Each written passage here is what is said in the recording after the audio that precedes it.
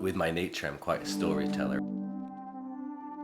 So for me, I want the pieces to tell a story. But the way I tell a story is I like to put in my own kind of humour. And I feel like with the art, I like to do the same thing.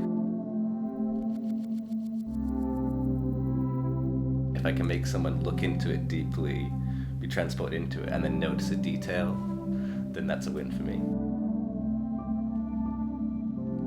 Collage is a very free-form thing, or whatever, but the rule I set myself is that every single piece I use, from the frames to the snippets, even the craft knives I've managed to find in charity shops, everything I use is upcycled.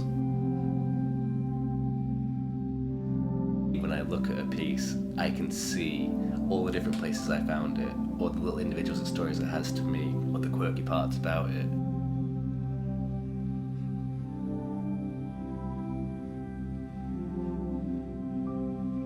The intimacy of like when you spend as long as you do cutting it, and like really getting to know each bit and getting every little bit precise, that sticks in your mind.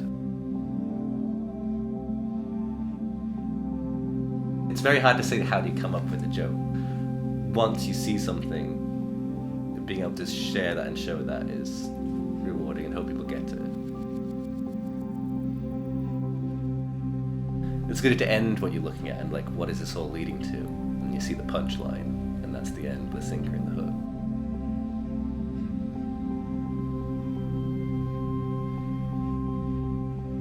The first piece I ever made was all from one Playboy, and that was the part where it's like, how can I get the most out of this one piece? Well, the hardest part is knowing when you're done, because it's like, how do you know when you've finished a piece? Because there's always more you could add to it.